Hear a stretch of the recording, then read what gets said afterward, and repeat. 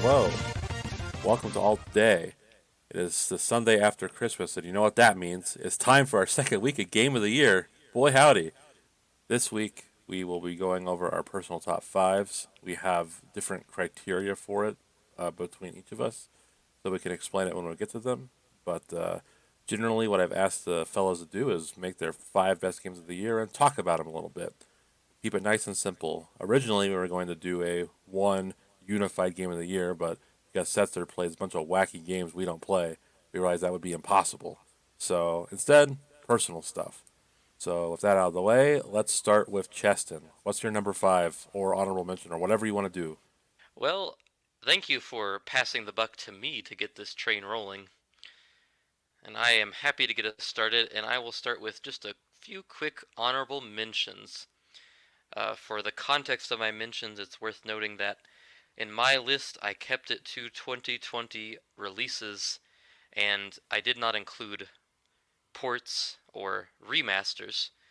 So a few of my honorable mentions will be of that persuasion because I wanted to shout them out because they were some of my favorite experiences of the year.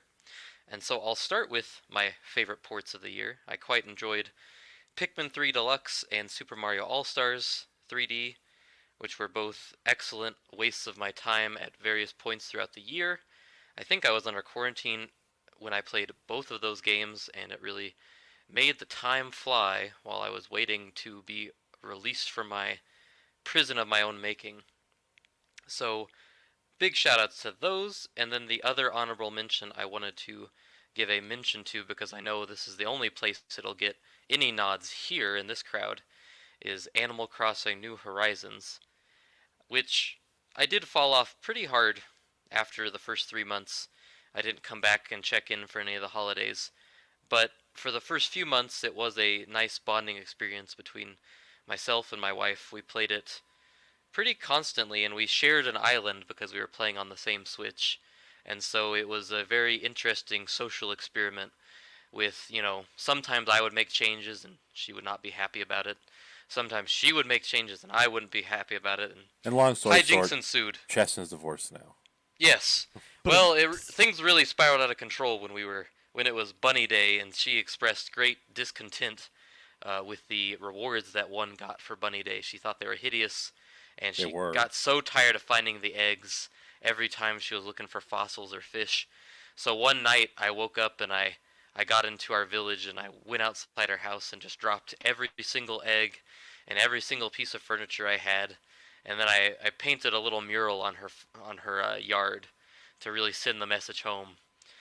And yeah, that was it's relationship poison. You really shouldn't. You should get two Switches and two copies of Animal Crossing New Horizons. But we had one at the time, and we made do with what we had. So happy to shout out that game, even though I have no interest in continuing to play it at all. All right, so with my honorable mentions out of the way, I'll start with a real banger for number five. This is a surprise for me to include on this list, as a few of these are actually, and that is Paper Mario the Origami King, a very divisive game that is very difficult to talk about without mentioning a certain previous Paper Mario game, but I'm going to do my darndest. And I'm going to say about this game that it was just the right game at just the right moment for me. It was just like Super Mario and Pikmin, something that came about when I was exposed to our lovely virus and was trapped in a prison in my own house. And this was the game that I looked to in that time of great duress. And it was just delightful. It was constantly surprising. I think it's a great example of how a creative team can work within their means, because obviously at this point everyone knows that the Paper Mario series is forced to adhere to some kind of strange guidelines in terms of what they can and can't do with the Mario canon. But I think they made the most of it with some pretty memorable characters, even though they look like just generic Mario characters. I think the settings are diverse and interesting in ways that I haven't seen in other Paper Mario games. You have this hidden desert oasis town that was a Toad Town, but then gets taken over by Sniffets, who turn it into like a total frat house and just trash the place, which I thought was just a lot of fun. You have a feudal Japanese theme park, which is just a nice little spin on on some well-worn tropes in the RPG genre. And really, I thought every setting was just continue to be interesting, continue to surprise me, continue to delight me. Every time I turned the game on, I was enjoying it in spite of the combat that a lot of people find tedious. I just found it to be a very pleasant palate cleanser in the middle of a disastrous year. Yeah, it's kind of like, I don't know, it filled a need. It wasn't too serious. It was just like a good fun. No, and it was creative. I know that a lot of people expressed great discontent with the way that paper becomes such a central focus of the game. And I can see that because it's a little childish in its execution, but this is a game for kids, so it's not really to me a thing to its deficit. It reminded me of something like the Lego movie, which was very playful with its pieces and it integrated some real world elements into the Lego world to add some element of danger. And this had the stationery, we had the scissors and the stapler and the hole punch, and I mean those aren't as exciting as a character like Rock Hawk, which was something from a previous Paper Mario game that I quite enjoyed. But it was Rock goofy what? like this. Rock Hawk. What? Rock Hawk. Rock Hawk. Oh, okay. This is not a PG-13 podcast. Anyways, I thought those stationary characters were a lot of fun. Like the scissors were supposed to be like a typical JRPG swordsman, and that was pretty goofy. And you had some other fun little odds and ends that made the most of that little creative, goofy, childish world. You missed the best part of the game, the boat tour, where you're doing the Triforce hunt in Paper Mario. Oh yeah, the Wind Waker ocean collecting hunt. Yeah. I actually really did like that, not because of the Wind Waker connection, but because of there was a I thought there was a clever puzzle in there for how you find where you're supposed to go. And when I realized the solution to it and actually worked, I was, felt really accomplished for figuring out this kids game. It was a pretty good experience. I enjoyed it myself. It does not make an appearance on my list because of the qualms you had with the not qualm, but you said other people had qualms. I think you were referring to me, but I thought that was it surpassed my expectations. I will say. All right, Setzer. Well, you're up to bat. What is your number five? Well, let me tell you my criteria. I played a really eclectic mix of games this year, and very few of them were actually from 2020. I don't think I've played 5 games that came out this year, so in order to fill out the list, I just went with games I played in 2020, regardless of when they were released, and how much fun I had with them. That being said, let me hit my honorable mentions first here. Alien Isolation, great game. Haven't had a chance to finish it due to various factors, but if I had, it would probably be on this list, and it would probably be number 3. All right.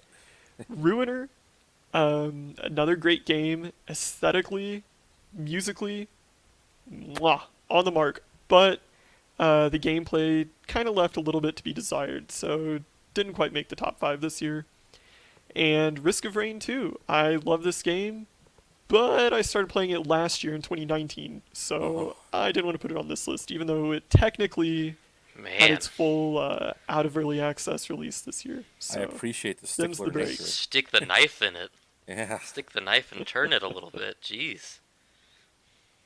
Well, I haven't had a chance to play it a lot this year in its final release form, so even though I love it, and I played a little bit of it before its full release, I haven't really checked out the full release version yet.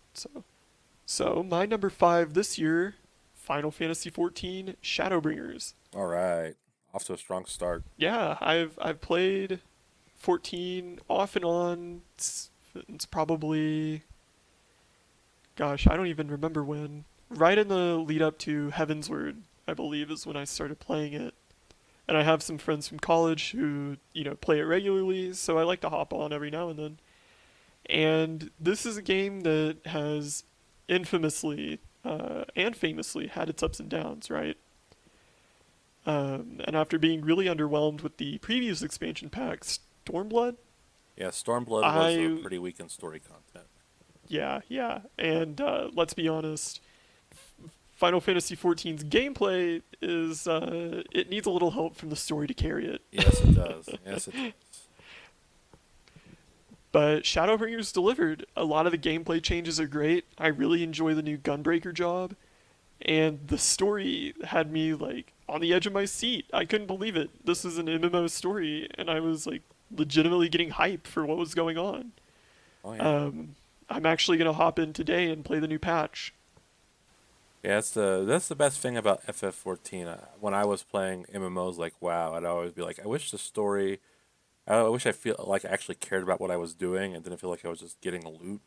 FF14 changed that because in an Mm-hmm. MMO, I actually kind of care about what I'm doing. This all sounds foreign to me. I can't imagine. I just thinking about WoW and thinking about how I would skip through the quest logs because I just didn't care.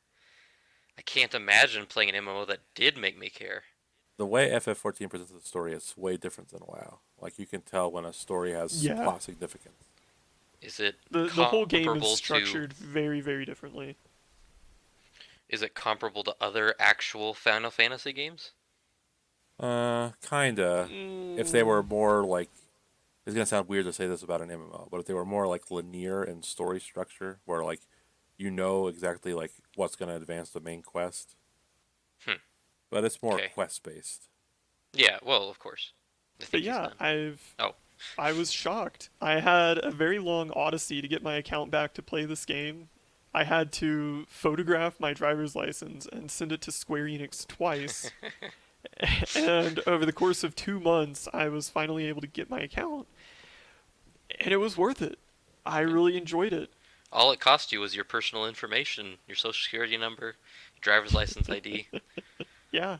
Going through that would usually turn me off a game, so it's nice to hear that it was actually worth the struggle. I suppose it's my turn. My criteria is more of a traditional one. I stuck with games that came out in 2020.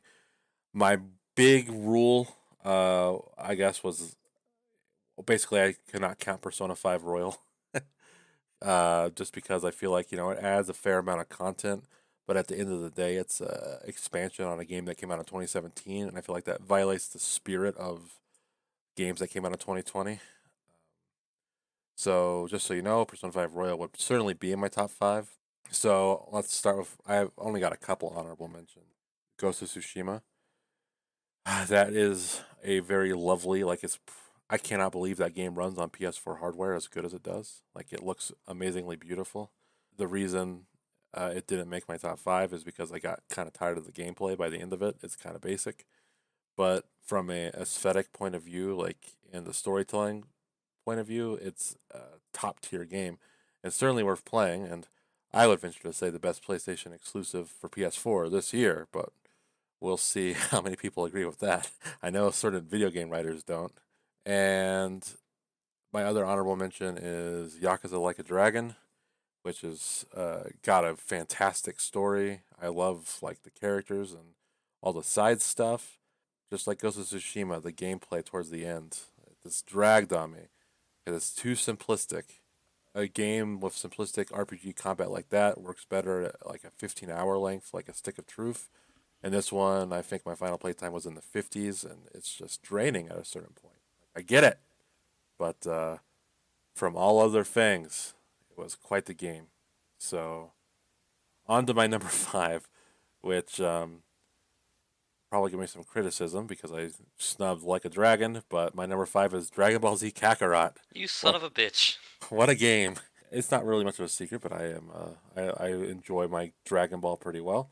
And this is the sort of game when I was growing up I always wanted. I wanted a long Dragon Ball Z RPG. I settled for really poorly translated Super Nintendo ones. Hey, hey, hey. Don't forget about Legacy of Goku. Oh yes, Legacy of Goku on the Game Boy Advance, which was a very poorly made beat 'em up. Yes, it was. The sequels were better, but the first one was awful. But we had to make do, and this is basically exactly what I've always wanted: a long spanning RPG that takes care of every bit of Dragon Ball Z, and it looks just like the cartoon. There are some things I would improve upon. I think there needs to be way more variety of random encounter enemies, and it can be a little a little easy to play at times, but I don't know if you're like Dragon Ball and you're like me. It's hard to go wrong with this.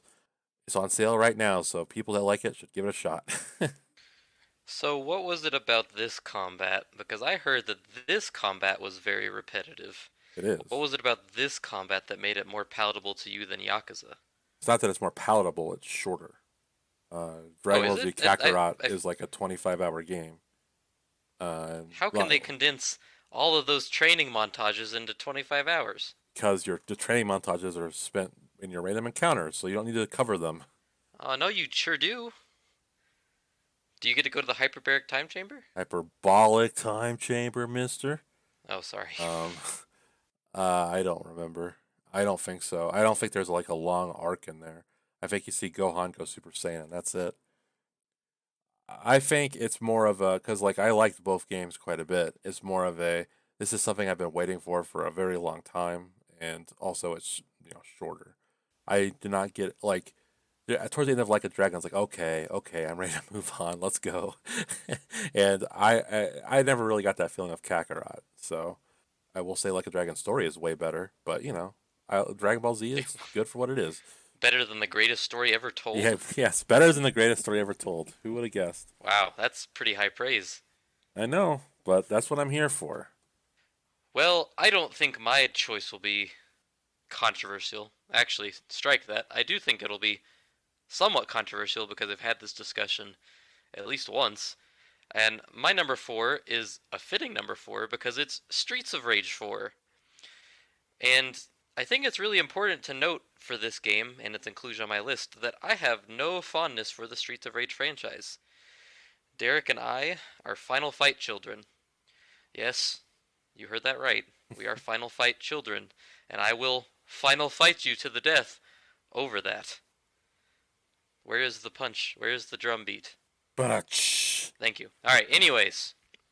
Streets of Rage 4 is a excellent throwback to a genre that I think is unfairly maligned by most people who play games or cover games professionally. Beat 'em ups are always disregarded for being very simplistic, which is true. well, the reason But for that is that they're short games with. they're short games. They are simplistic, and that's true. But I think there's more to it than just the lack of difficulty. I think if you want a good explanation of how I feel about the beat 'em up genre, you can seek out Digital Foundry and listen to one of John Linneman's videos about Streets of Rage, where he goes into depth about how important the music and some different elements around the gameplay are to making the beat 'em up experience whole.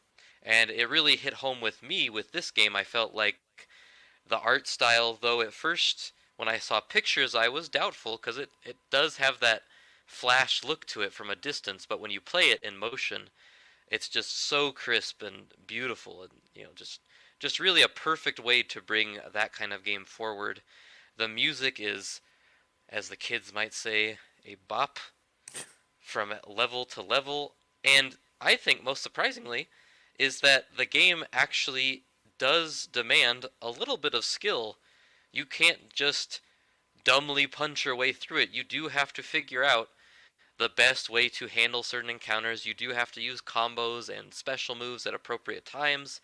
It is something that I think is rare for that to happen in a beat 'em up. And I have to say, I really hope that this game serves as an inspiration to other indie developers or maybe other developers who might be looking to bring back a series like, I don't know, Final Fight. I think that a lot of games in this genre have in recent years to elude the criticism that they are too simplistic. Thinking of a game like Castle Crashers, they have supplemented the game with needless RPG mechanics and bloated running time. Two things that I think just really don't vibe with the spirit of the genre. And this game doesn't do that. It's about 2 hours long, if that. It doesn't have experience points, I don't think. At least they don't. Your character doesn't level up and get stronger at the very least. There might be like experience points that give you like new characters, but it's not like Castle Crashers where your character is actively getting stronger, which I think is a horrible thing to have in a beat 'em up game because that means you can't just have players drop in and have them be on par with you, and it just ruins the experience. So I think Streets of Rage 4 is just an awesome throwback to a series I don't care for, but a genre that I love and am so hopeful gets a new beginning in this age of digital distribution. Well, I am with you, but I am skeptical because we are in the age of I mean, quantity over quality, and beat 'em ups are short on the quantity but high on the quality, so they're not as valued, I don't think, these days. Well, yeah, I mean, that's true. I don't know. I think you're going to have to look to smaller developers or maybe a publisher like Capcom who's just looking for something frilly to throw out on the Switch, Yeah, Like, or oh, we can bring back Final Fight. I could see a Platinum doing it because, like, I feel like Platinum style games are basically an evolution of that genre. Be careful because they did do that Ninja Turtles game that everybody hates. Oh, that's true. They did. But I'm just thinking like Bayonetta is like an evolution of the concept, I feel. You're So right, and there's actually a different genre that I think is an evolution of that, but I think we'll talk about that a little bit later. But okay. long story short, I think beat 'em ups get too much disrespect. I think Streets of Rage 4 brings some respect back to that genre, and I am very thankful that it exists. Who's your main? Well, I don't know if the listeners know this, but they can probably infer that I'm very boring. My favorite ice cream flavor is vanilla. My favorite pizza topping's pepperoni. When I play Smash Brothers, I don't use alternate outfits except for shirtless Sephiroth. So my favorite character is Axel So because I boring. think he's cool. Jeez. Um, I just remember being disappointed that the kangaroo guy wasn't in the game. Favorite. Well, that was a huge letdown, but I think that maybe, given that the game I think did pretty well for itself, I think that I wouldn't be surprised if they maybe put in some DLC at some point down the road, or maybe did a Streets of Rage 5 and brought back some of those characters. Kind of like Mega Man 10. Mega Man 9 didn't have the charge beam or the slide, and I think Mega Man 10 did bring those things back. Yeah, I think the future for these, I think a $30, $25 price point is pretty good. Yeah. You can get people to bite on Or that. Game Pass games. Oh well, sure, for sure.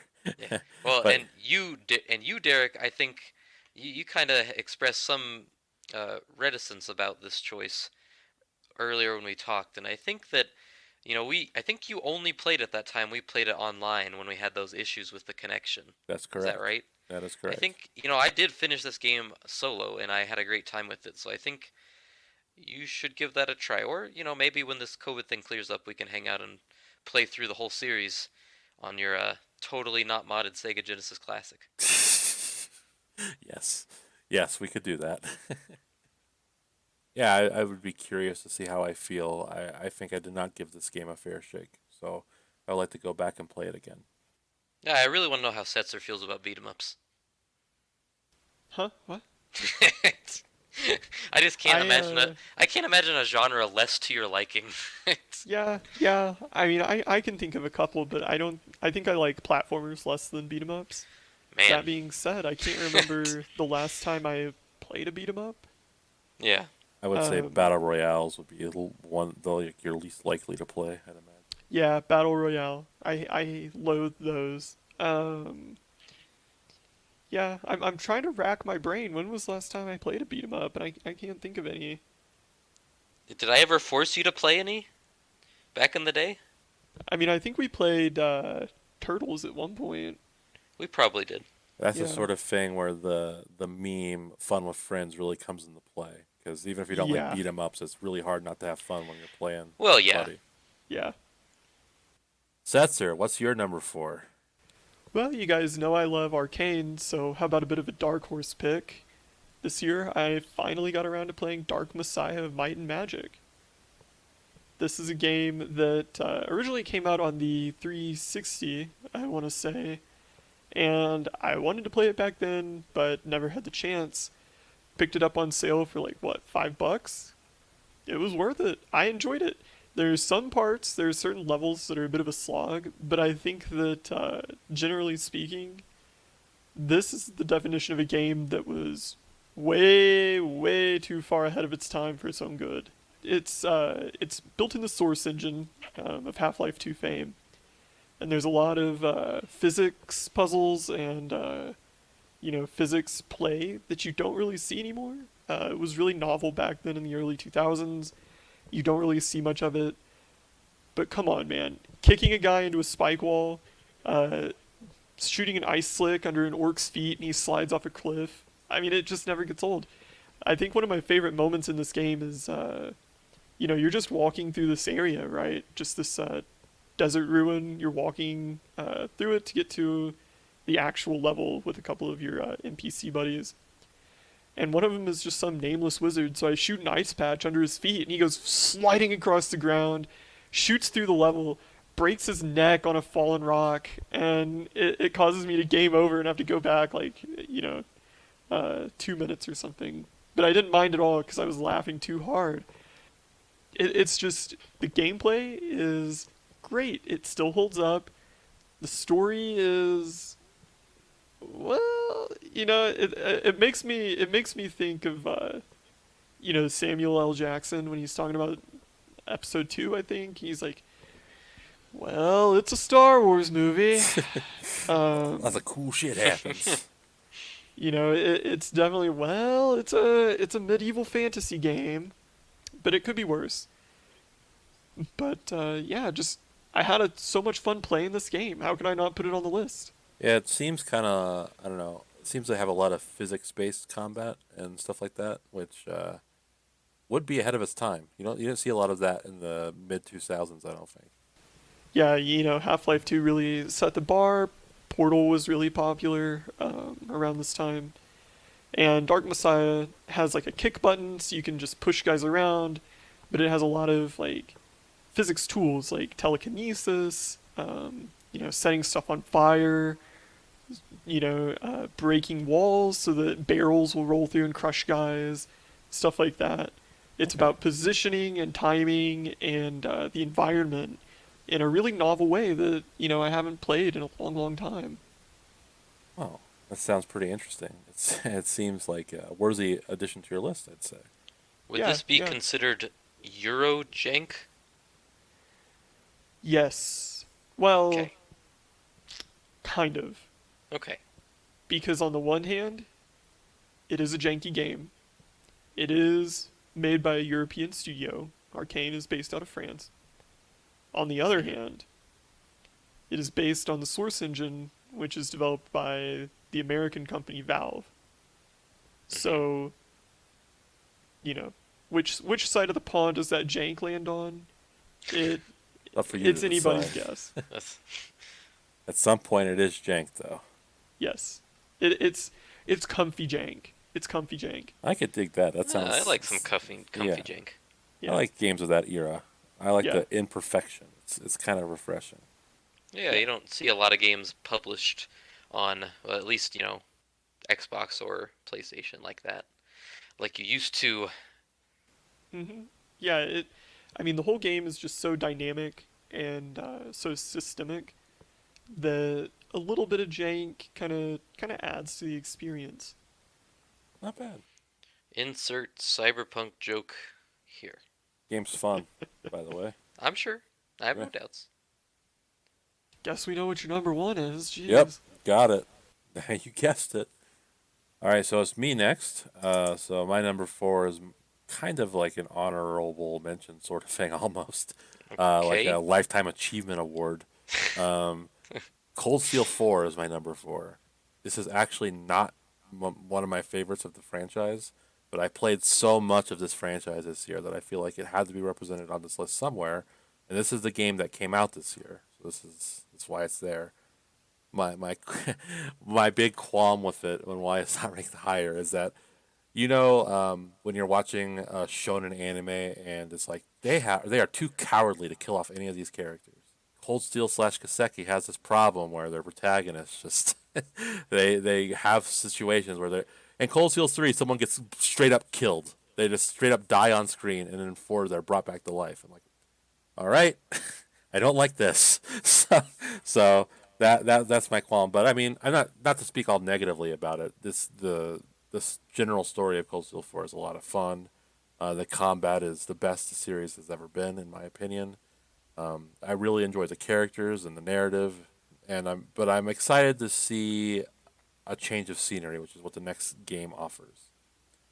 So this is more of a recognition for what Kaseki gave me this year, as opposed to Cold Steel 4 proper. But it's a good game, and I very much enjoy it. I'm curious where this ranks in your personal RPG hierarchy. That's a good question. Not probably not in the top 5, but Okay. but it's I mean, hard to I'm not talking crack. about the game. I'm talking about the series. Yeah, I know what you meant. Really? Yeah, Okay. but it's hard to crack because you have like Mother and Saga, yeah. Yeah, well, maybe it is top 5. I don't know, Legend of Legaia, yeah. Well, I think like Lufia, Breath Mother of and Fire. Persona slash Shin Megami Tensei and Final Fantasy are all they have a stranglehold at the top. But I think it slots probably number 4, I guess. I would say my journey through Kaseki was worth it. It's not something I'd recommend to anyone. I'd say you should space it out a little bit. And maybe I would have ranked this higher if I had spaced it out a little bit because I was getting like, all right, time to move on at some point. But I love it. It's a good game. So it is a satisfying conclusion to the Cold Steel arc, I'd say. I will miss the Kaseki minute. Well, you can look forward to it when the next one comes out. I think 2022 probably. Okay. I'll look Kiseki forward to it. will return. It will return. It's funny because every like end title card has like a mention like we'll be back. So it's nice to see. Well, you ready for a swerve, boys? Yeah, sure. Setzer, are you ready for a swerve? Yeah, I'm Okay. ready. Waiting Cold Steel patiently. 4 is your number Swerve. 3. Yes. Yes. Cold Steel 4 is my number. No. God. You know how long it would take me to finish that game or that Yeah, series? it'll take a long time. Take me a long time. No, I have short baby games. Speaking of, my number 3 is Ori and the Will of the Oh, Wisps. what a shock! Here we go. That's only number Finally. 3 is my shock. That was the swerve. That was the whole swerve. See? Because you thought it would be number 1. I Maybe even did. number 2, but not number 3. No, and it was hard for me because I will say that at various points these top 3 have all been number 1 in my head, and I've really had to go back and forth and back and forth. And I think yesterday I finally came to the conclusion that this is the list I think that is correct. And Ori is an excellent sequel, but I talked about that during our last Game of the Year podcast, so I will just speak to it in its own regards. And I think the best way to describe Ori and the Will of the Wisps is that it's like a roller coaster ride where every time I played I was so enamored and so amazed and so in awe of what was being presented to me next. And, it was just this wave of emotions that would always peak right towards the end of my playtime, and then, I'd slowly descend until I was done for the day playing it. And that was a very engrossing way to play the game. I I mean, I really said a lot about it last time, so I don't have too terribly much to add. I would say that I think that this game is being overlooked by a lot of people who would like it because it presents itself as a prestige platformer of sorts, where it looks like it's a very somber, melancholy platformer with a sad story. And though I think it is somber, I don't really think that's the main selling point of the game. I think the selling point is that it is a very difficult, very demanding game that when you start, the game will beat you down and it'll make you learn its systems. And when you do, and you figure it out, by the end of the game, you are flying around and zipping around like you do in almost no other platformer. I think at that point I could say that it has some of the best, maybe the best platforming in any 2D game I've ever played because it just gives you such a wide range of tools and the way that you execute with them is never stops being satisfying, especially at the end when you're fighting the final boss. It really puts those skills together into this moment where you're doing something that, if someone else was watching you play it, they'd think, there's no way I could ever do this. Looks so hard. But by that point in the game, you've become so familiar with the systems because the game has forced you to, that it's almost just second nature that you're doing what you are doing. You know, it is. It's a masterpiece of mechanics. I think there are some places where it falls short, but I'm gonna focus more on the positive than the negative, and I think that this game, alongside being unbelievably gorgeous. I think the best looking game I've ever played. It's perfect platforming, and it's a really great experience that I might not come back to, but I will always remember as a tremendous experience of a game. Replayability isn't mandatory for these things. It is not. Agreed. I. Agreed. It's not. I do value it very highly because I really like games that I can come back to and find a lot of enjoyment from. Like I just played Link's Awakening again, 7 months after I finished it the last time, and I really liked that I could go back to it and find something else to appreciate it about it. And maybe this will be different. Maybe Ori I will come back to, but I just think right now a lot of the joy of that game comes from the first time that you're doing the escape sequences and how surprising some of the visuals are in those sequences. And I think if you saw them a few too many times, it'd be like riding a roller coaster 4 or 5 times. By the fifth time, you're like, okay, I know this is coming, and it's still cool, it's still impressive, but I'm kind of over it. Hmm. But that doesn't detract from the fact that it's an amazing experience that I think everybody should play, and I think everybody can play because it's on a lot of platforms now, other than PlayStation. So if you ever get that feeling that you want a Metroidvania, and I know Setzer, you hate 2D games, so I was it's about to ask, do you it's think it's this is a whatever. platformer for me? Gosh, I don't know what you don't like No, about I don't. platformers. Well, you don't know. You haven't played it. I know, Your but opinion is invalid. you say like I don't know. It's when I see it, I'm thinking like this is I'd such have their to know, poison. like, what is it that you don't like about platformers? Like, what puts you off?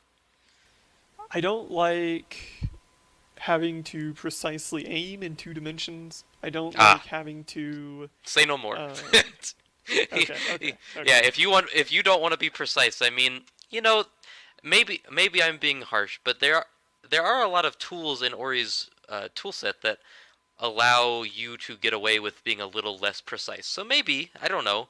Is that what was the other things you were gonna say? I don't like how the screen scrolls, and so you Okay. can just be like going through the level, having a good time, and then, the screen scrolls a little bit, and oh, there's some projectile right where you happen to be, or whatever. I don't like that. Um, Yeah, this gets away from a lot of that because since it's a Metroidvania, you don't have like a lot of off-screen characters just waiting for you to scroll by them. I mean, of course there is scrolling, but I think it's all handled. I think they handle the character placement very well because Ori is pretty small. A pretty small character. He doesn't take up a lot of screen real estate, so you have a pretty good view of a lot of things around you. And I can't remember any instances like I'm thinking Sonic. Like Sonic 2 is a game where you're the scrolling and enemies off screen can really just screw you over, mhm, especially mhm. in like Scrap Brain Zone, which sucks. And I think that this game really doesn't have that. So, if you ever saw it for cheap, I would recommend maybe just at least giving it a little look. It's beautiful and tremendously executed and undervalued, I think. Do you have to play the same parts over and over again if you die? It has a pretty generous system where when you die, it does not send you very far back. Okay. So and I wouldn't say any of the sections are as hard as something like Meat Boy, which of course gets off on being very difficult and you having to redo entire sections over and over and over and over. I mean, there are certainly sections that will try you and you'll have to like sit there and think, how am I going to get through this? But I don't think there were too many where I was just constantly beating my head over and over and over. And even if I was, the save system was such that I was like, okay, well, it's like 2 seconds to come back and then try again. See, that's probably my biggest gripe with platformers is just repeating the same stuff over and over and over. Yeah, I mean it's a Metroidvania, so you do go back through some environments, but Yeah, I but said that's I won't. different. I won't stray into negatives. I think the Metroidvania aspects of it are a little undercooked in some ways, so I don't know that that really causes a lot of problems. Maybe I'll pick it up. I hope so. I hope more people do. I'm sure it did well, but it was snubbed from pretty much every game of the year list, and I think Wow. you know.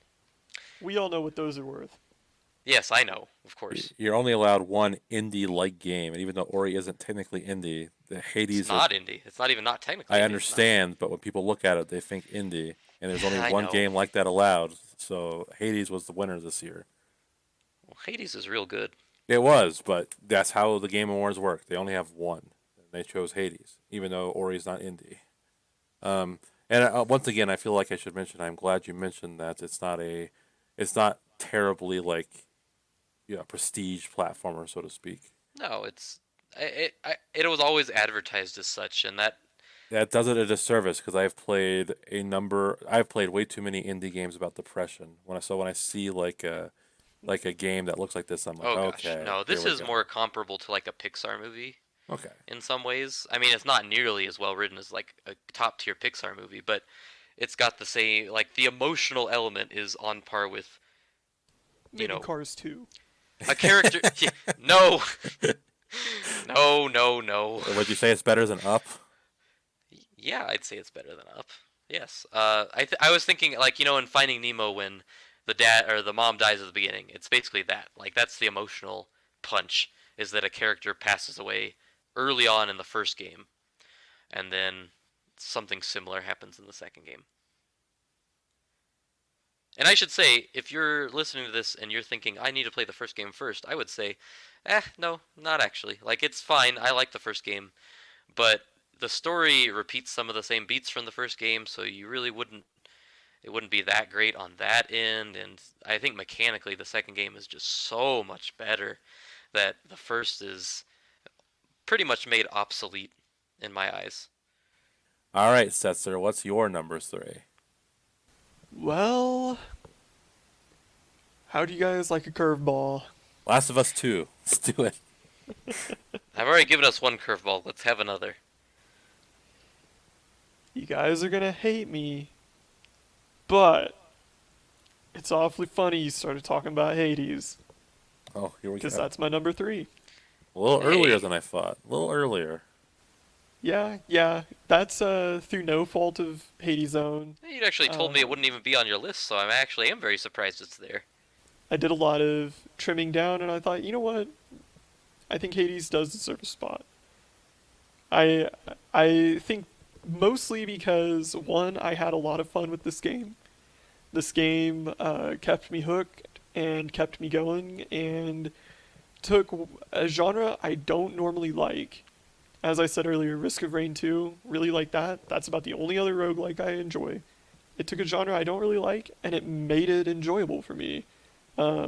Just in the sheer novelty of the experience every time you play it, and how well counterbalanced that is with the familiarity of the areas and the enemies. I think it does a really good job of mixing up how you play with the different weapons, the different styles, the different boons you get, versus the familiarity of the enemies and the boss variants. So it feels like you can learn, right?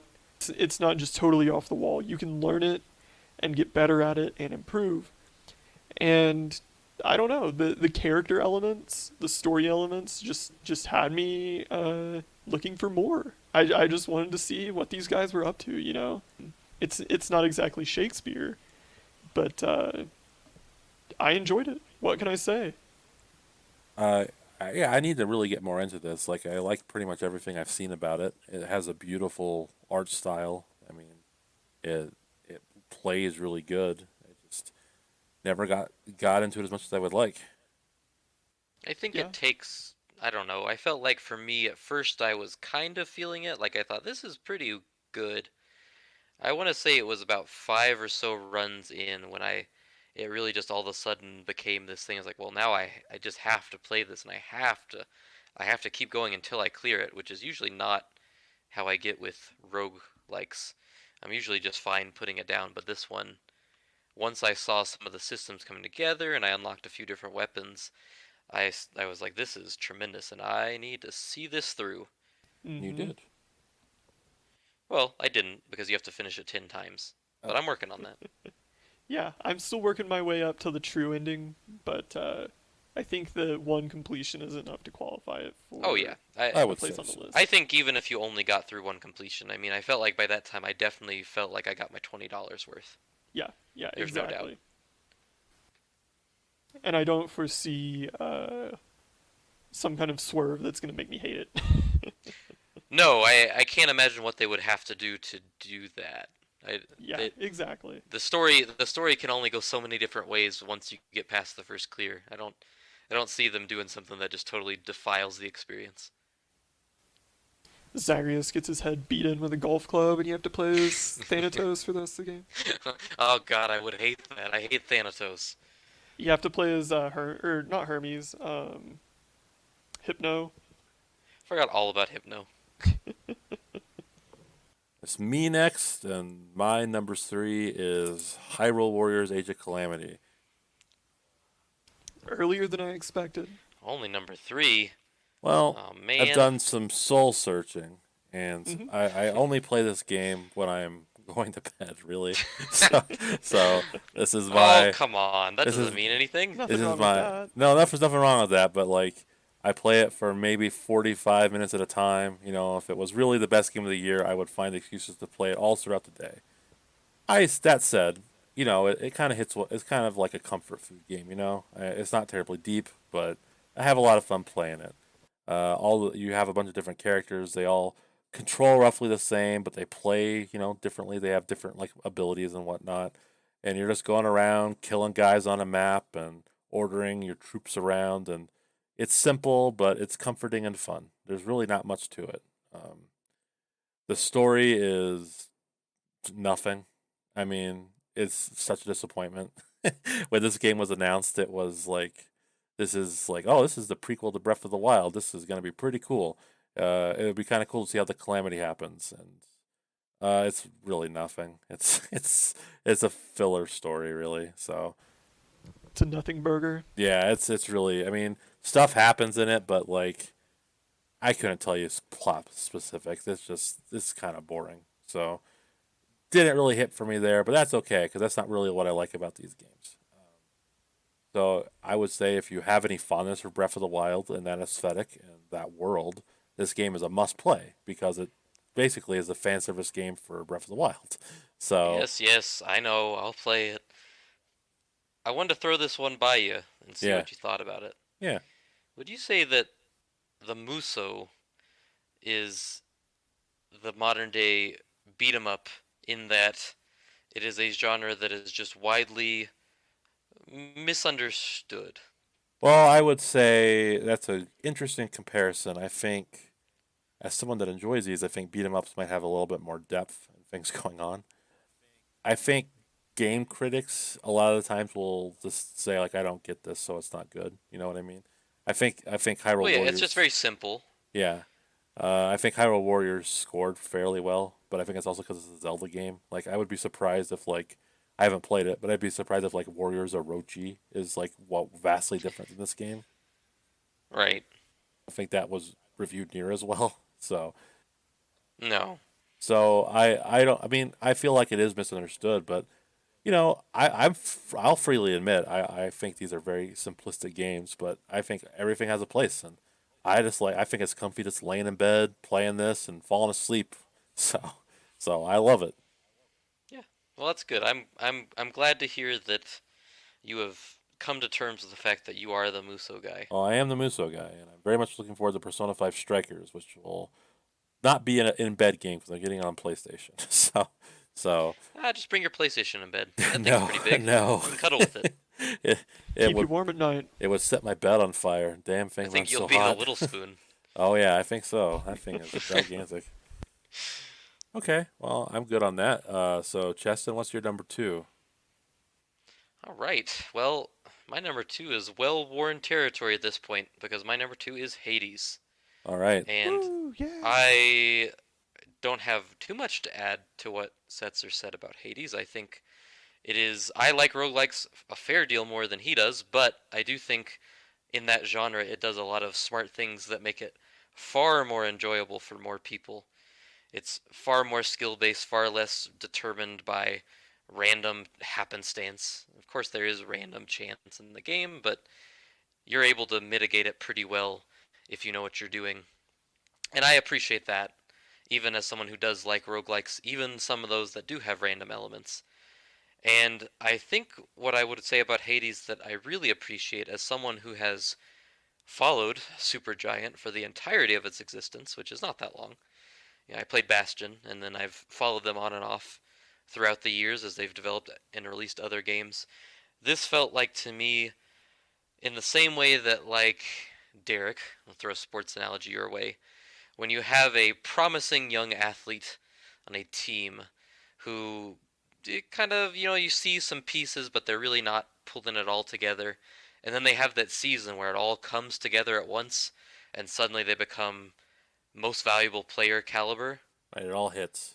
Yes, and it all hits. And I think that this is Supergiant's MVP moment because it feels like to me they took the lessons they learned from Bastion, which is similar in some of its combat, though a little bit simpler if my memory serves me right.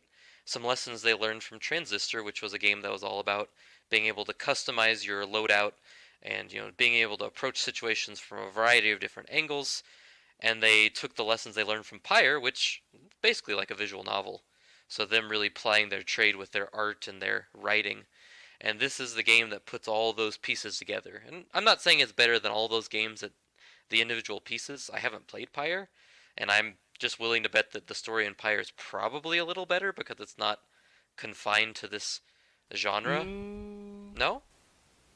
I personally, I like Hades more. Okay. Well, Yeah. so then it is really the culmination of everything, because I would say it's definitely combat way better than Bastion, and I think the customization and the boons, maybe not as in depth as some of the things in Transistor, but just how flexible your build can be between runs. Mhm. It makes every run feel different from the last, and it just is Mhm. always such a joy to experiment and try out the new boon. And it does a good job of encouraging you to do that too, because it always puts rewards on trying out new boons that you haven't tried before, or new weapons you don't normally use. And I think a lot of that stuff is really smart. And I just overall really, really enjoyed this game. I think I will be coming back to this one for a while, at least until I get the final clear, my 10th clear, because I am not playing it right now, but that's because I was trying to finish some other things up. But I can see next year coming back to this and getting way into it again because it's just that kind of game. It's just that kind of well playing, well thought out, well developed game. So I guess that would be our consensus game of the year since it's one that's been mentioned I mean, it's multiple probably times. the only one that more than one of us has played and enjoyed enough to put on a list, yeah. So yeah, there you Yeah, go. yeah. All's a day, game of the year, Hades. All right, moving on. So Setzer, what's your number two? Well, coming in at number two, Total War Warhammer 2. Oh yeah. Yeah, I didn't play the first Total War Warhammer, and in fact, I hadn't played any Total War games since I played the original Total War Samurais game when I was a wee lad and had no clue what I was doing at my cousin's house. So I was just blown away by this game.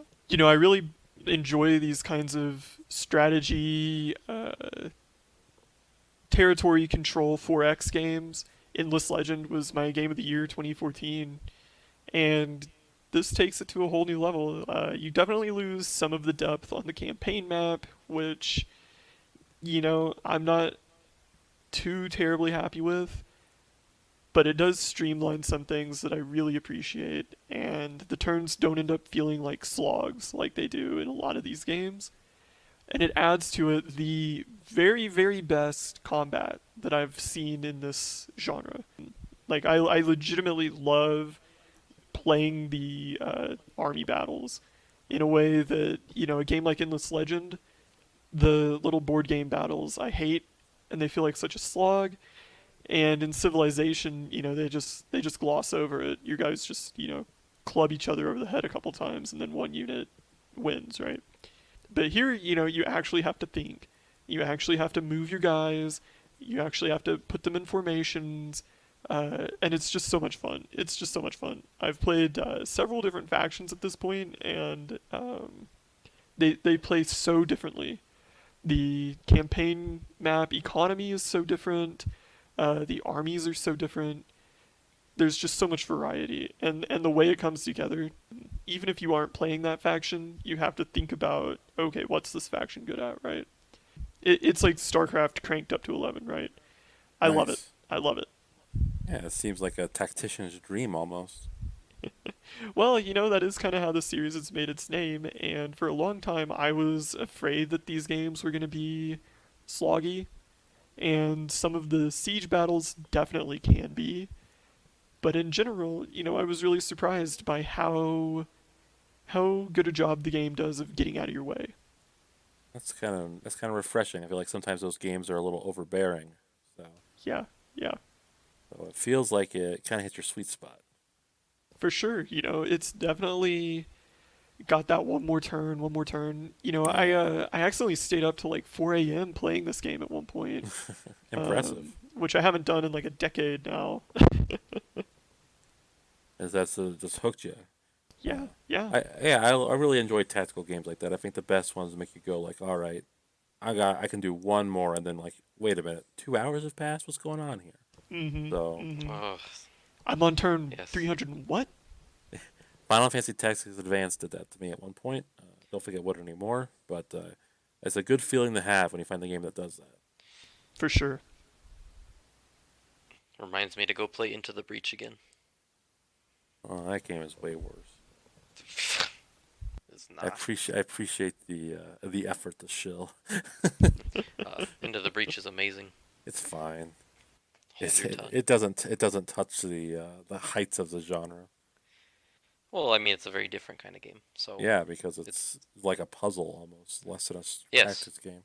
Well, and I what's prefer my wrong? tactics to be less of a puzzle. Eh, If I wanted to play a puzzle game, I would play I don't know, Tetris.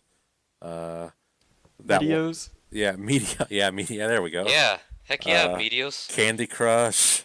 Um, Meteos was the bomb. it I loved was that game as a kid, man. Soccer Eyes baby. It is. It's a great game. It's one of the best puzzle games ever. It is. Way Does better it? than Luminous. Oh, I agree with that. Mhm. Does it feel weird that we were like so early on the Sakurai bandwagon and now like everyone kind of loves him? I feel like it's overdue. I do too. That man is like the hardest worker. He is the He man. deserves the love. My number two is Hades. No, just kidding. Um, my number two is I did some soul searching on this, and this is a strange year because I did not have a game that I felt was like the overall number one, like strongly like I would in other years. So I kept shuffling games to number two, like that was for the while my holder place.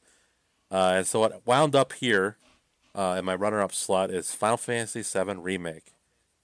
Really? Yes, this is a game that I was very skeptical on before while it was in development because I was like, we don't need another Final For Fantasy good VII. reasons. Yes, yes, but we don't need another Final Fantasy VII. The PlayStation One, I think, looks lovely. It's a product of its time. I mean, obviously it's aged, but I think that game did not need to be touched. I did not want to see the original work, redone. I was like, if you want to play it, play the original. Then I played this, and I'm like, okay, it's different, and that's what I like about it. It's not. I'm not going through the same stuff. Like they greatly expand on the Midgar stuff. Like this game, I think it took me 35 hours to beat, and comparing the length of Midgar and the original, I think is like 4 hours the last time I played it. So you're adding a lot of context and story elements that weren't in the original. So it's a completely different experience. I'm still not sure if I enjoy the active time combat or whatever the hell you want to call it that they went with, but it is different. And if I'm in the mood to play this, I may not necessarily be in the mood to play the original FF7. So it's a different feeling, and it hits all the nostalgia notes really well. The music uh, is phenomenal. All the remixes are just great. It hits you like I feel like I'm like a middle schooler playing FF7 again for the first time when I'm experiencing these Yeah, tracks. the music is incredible. I have listened to the soundtrack without having played the game. I've listened to the soundtrack many times Yes, since it came out. a little Derek lore for you. Eris's theme played at my wedding. That's what I walked out to. So that song in particular hits home, and like the cover, like the version they have in that game is phenomenal. So, I think it won the VGAs for best soundtrack, and like damn well deserved, I would say, because it does exactly what you want to do. But I'm in the extreme minority about the ending. I feel like I kind of like that they're going for an alternate history take on FF7 as opposed to a straight up retelling of it. That way, like I can kind of maybe be surprised about where they're going. Now, what this means to me is like a lot of like super memorable things will be changed because they're like, well, we don't want to kill Eris anymore, so we're taking that out. But I'm curious to see where they go. And before FF7 remake came out, I don't know if I would have cared. I would have been like, well, I know what's going to happen, you know. So As a recent FF7 completer myself, yes, and now one of the esteemed people who feels qualified to make uh, judgments about this game's what it does to the original, I do have to say that I definitely think it was the smart choice in the long run. I think with a lot of these remakes, if you're not careful, at some point they become obsolete because, it's a remake, so it doesn't have the historical value of the original well, version. exactly because like when people play Pokemon Red and Blue, they're not playing the Game Boy Advance remakes. They're going back to play the Game Boy games. Right, because it's Or not the same. yeah, It's not the game they have nostalgia for. And I right, mean, a remake like this would be cool, and I think, someone like you who loved it as a kid would be happy to go through these recreated worlds and see the same things you did, but in a far superior graphical style. But at the same time, you would finish it, and then whenever the urge came to play it again, you'd be like, well, I guess I'm yeah. gonna play the original because I've seen it once. That's cool. That's neat. But this is But not I what guess I I'll go remember. back. Right, and so this one gives you a different reason to play. Like it's just Yeah, I different. think that's always important for a remake to justify its existence by doing something different. Now, I will say I don't like that. I'm probably going to be like a 50-year-old man by the time this remake shit's done with, because there's like so much story left to tell. That is It is a little disconcerting, that's the but path you chose by supporting Square Enix. yes, I suppose so. But other than that, I think I just really enjoyed this remake. I think they did a good job. Yeah, I cannot wait to play this game. I think it just looks tremendous. Well, it'll be one of those things where they're just like, oh, it's on Game Pass now, by the way. Right. Yeah, So it's I think it's clearly going to come to other platforms. So I look forward to that. I believe they have a year exclusivity, and then it'll be on PC and Xbox. They do. Then you can Yeah. play it, and then you can see if you agree with me or if you're with the angry hordes. Well, I mean, I know how it ends. Well, I So know, I I but you mean, I gotta. feel like I had my moment where I was like, "Oh, I don't know." And then I was like, "You know what? If they just did the same thing as before, that'd be cool, but, you know." I will say one thing that really bugs me is I think one of the most jarring moments of the original is when you're in Shinra Tower and Sephiroth first appears and it's like a trail of blood all Yeah. throughout the tower. The remake removes that Yeah. entirely, and it's like I was it's thinking kind of about lame. that earlier. It's kind of lame. That is to me that is a formative moment in my like fandom Well, it's of so like games. shocking when you see it because it's like, oh my gosh, Right. like the stakes are Yeah, like I had real. never played anything like that. I had never seen that in a game. And I It just also, comes out of nowhere. I will say, I also don't like that. I don't know if you remember like when the plate collapses in the slums. Yes. I feel like they made a deal like where it was implied like a ton of people died. Oh, it was implied that many people died. Yeah, in this one, I don't think anyone dies. Yeah, I don't know. I feel like they kind of shy out on some things, which is kind of lame.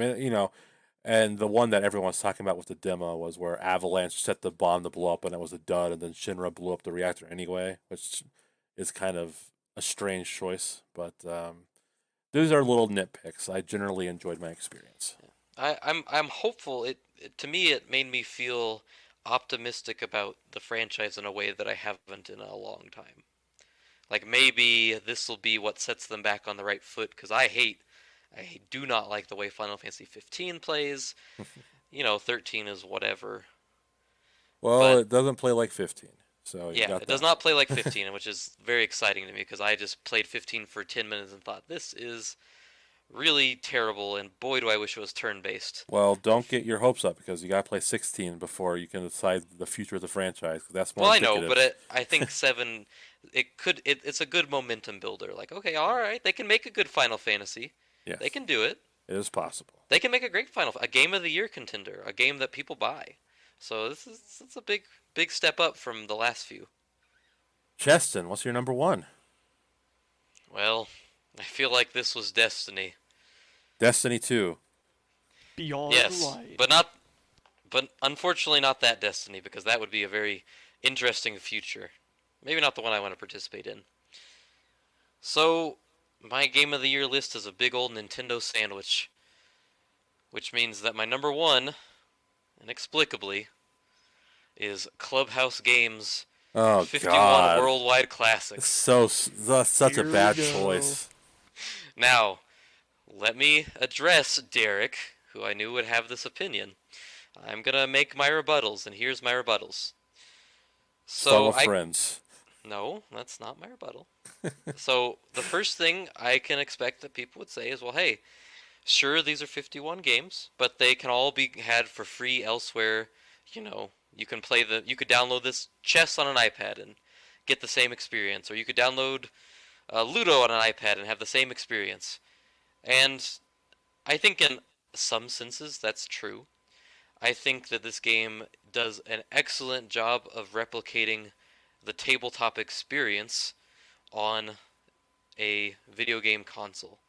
Because I think often what gets lost in those iPad games or even tabletop simulator stuff is that because you lose that tactile feel, a lot of those games don't try to replace it and they just feel a little flat. And you're always left there thinking, gosh, this would be way better if I had the actual board game in front of me. But Clubhouse Games has very good audio design. Like when you move the pieces in chess, it feels like you're moving pieces. It's a great feeling. When you are putting the pieces in four in a row, it feels like you're plopping them into a Connect Four board. It just adds to that feeling so you don't feel like you're getting that lesser experience because it's digital. Also, visually, I really like that instead of having it just be like a flat game board, they make each game take place inside, look like it's taking place inside of the world. So you can actually see the chessboard on a table. Or when you're playing dominoes, you see like a coffee table. Or when you're playing yacht, you have the little board where you're rolling into, and you have your card on the side, and you have the table below it. So it's always placing it in the world, so it feels a little more like an actual board game instead of just, you know, a thing that you're playing on your Switch. My next rebuttal, and this will be, I expect, not totally well received by everybody, but to my likings, as someone who plays their Switch a lot, I think that this is the purest execution of what the Switch is supposed to do on just about every front, because the Switch is supposed to be a versatile console, and this is a game that has a variety of games that play best handheld, like Solitaire, if you will, is a great game to play, of course, by yourself, solo, handheld. You have your party games like bowling that are, of course, going to play better docked. You have games that play well on a tabletop setting, so you can set it in tabletop mode. It has games that use the touchscreen, like Moncala, and uses it well. Sometimes people forget the Switch even has a touchscreen, and this game is a reminder that it in fact does. It even does that stupid thing where you can put your two Switches side by side and make like a whole board, like it does with the RC car game, which is not my favorite game, but just to say, it takes advantage of every part of the Switch hardware, which I appreciate, because Not many of the games do, and the only game that does is 1-2 Switch, and that game is terrible. So are you saying I should make Astro Boy's Playland my game of the year because it takes advantage of all the Buffalo parts of the DualSense? You know, I think that's a very dismissive argument to compare it to Astro, but I think that, it's to me, I think the third point really drives home why it would be on the top of my list, which is that it is the game, as I said, I valued replayability, and this is the game that I consistently come back to time after time after time. And it's a game that I come back to in a lot of different ways. I've played it by myself, of course, various times. Sometimes it's just nice to relax in the evening with a game of dominoes or play a little bit of solitaire and bust my head on the wall because that game is so frustrating before work. It's a game that I play with my wife very often. We still play it pretty much every day or at least once a week. And it's a game I that played. brings the whole family together. I do value that quite a bit. I value the fact that it's a game that doesn't matter who it is, whether it's Derek, who I've played some of these games with when he's visited, whether it's my family, who I've played a variety of games with, whether it's my wife, it does not matter.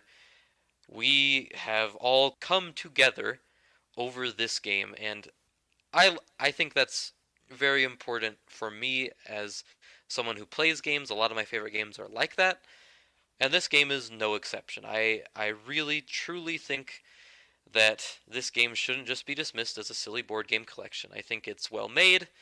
It's not without flaws. There's definitely some nitpicks I could make given that I've played it very much over the past year. But regardless of those flaws, it is a game that I will continue to come back to for the foreseeable future, and it may not be as well made as Hades or Ori, but it is absolutely the game that has defined my 2020. I can't really say much about that because it sounds like a comfort food game, and I had Hyrule Yeah, it is. Warriors, It is a comfort food game. so I get And it. I forgot my fourth point. This is very important. You can play it with one hand. Oh my god.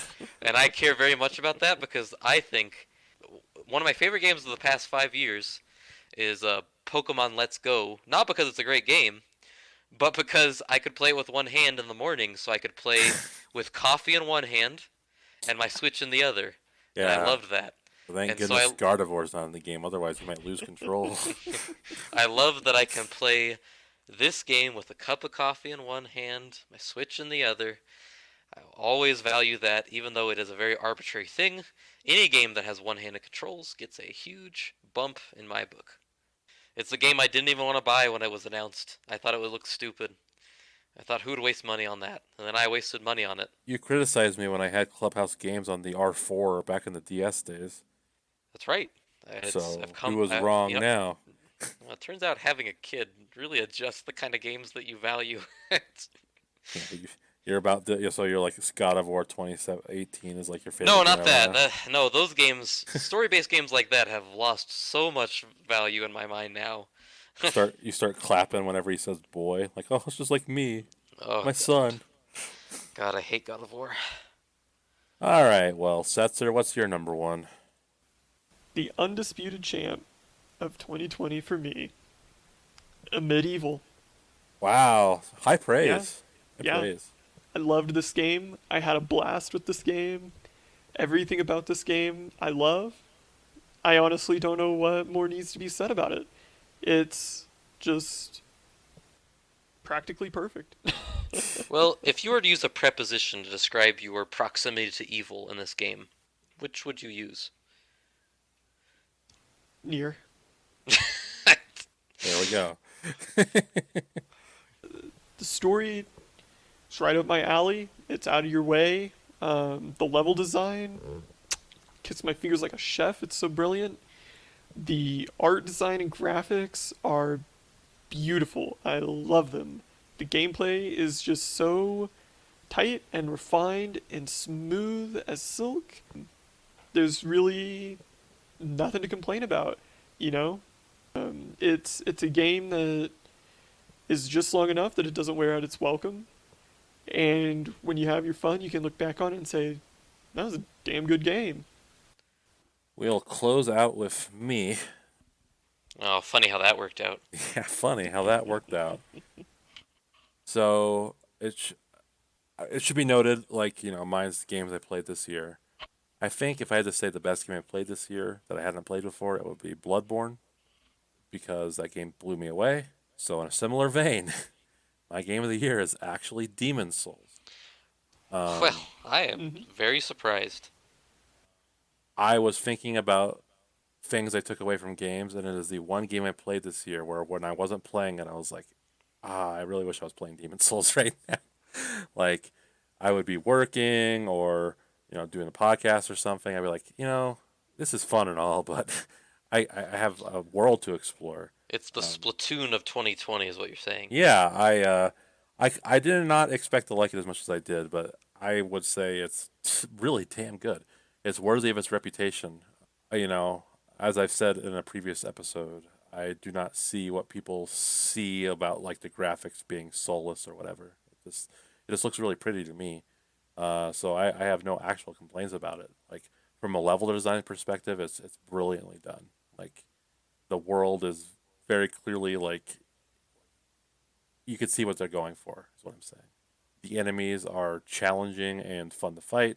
When you die, it feels like you were responsible for your death. Like you need to learn how to fight this fight better, or you need to prepare yourself better.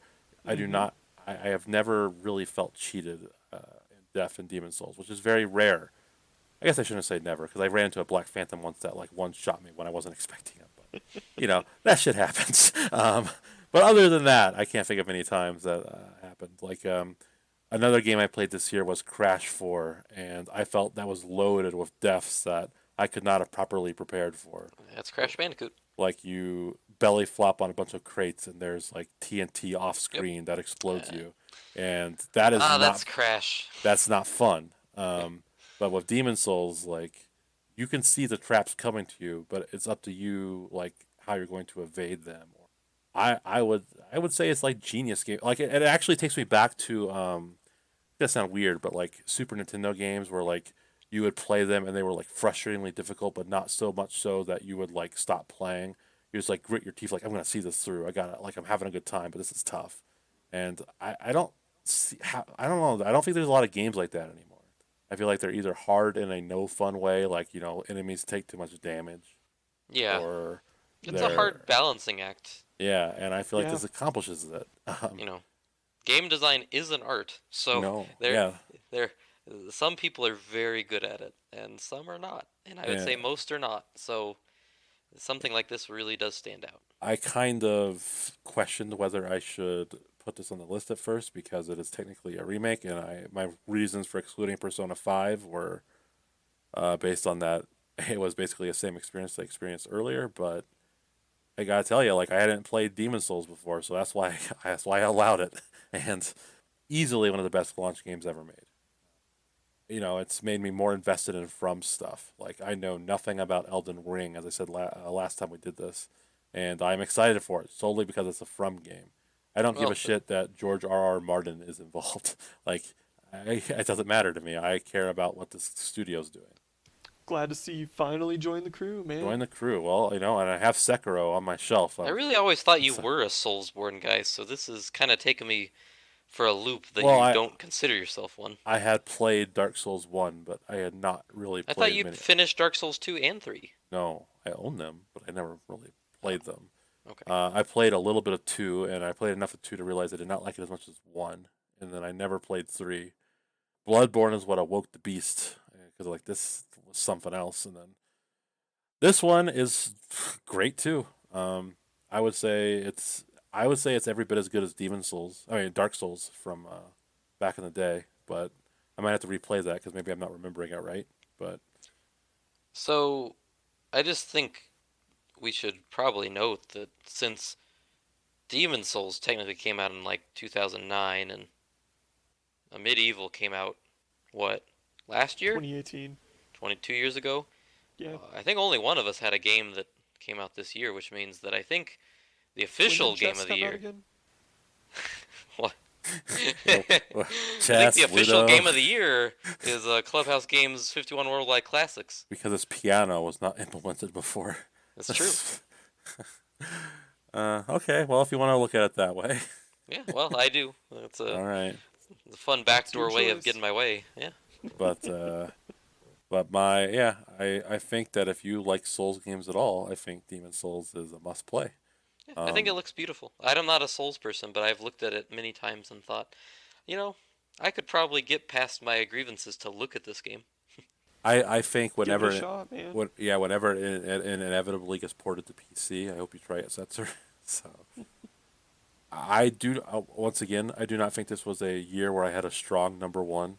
I think really either this or FF7 could have won, but not to take away from it. It's just a great time. This is not like that year where I had like Persona 5 come out. I was like, oh, this is easily number one. Yeah, I mean, I was in the same boat. There wasn't really a game this year. I mean, I thought Ori would be, but then I didn't expect to like Hades or Clubhouse I think there was as a much lot of as I good did. games this year, but not one that like just overtook me. But you guys satisfied with your top fives? I think so. Yeah. Yeah, I wrestled with that top three for a while, so I still might wrestle with it some more over the coming months, just because it's hard. Hmm. Well, then that will do it for us. Well, I guess we'll see you in 2021. But you can reach us on email at alltodaypodcast@gmail.com or on Twitter at alltodaypod. This is Derek, I'm Setzer. And Cheston. and we will see you next time. Goodbye.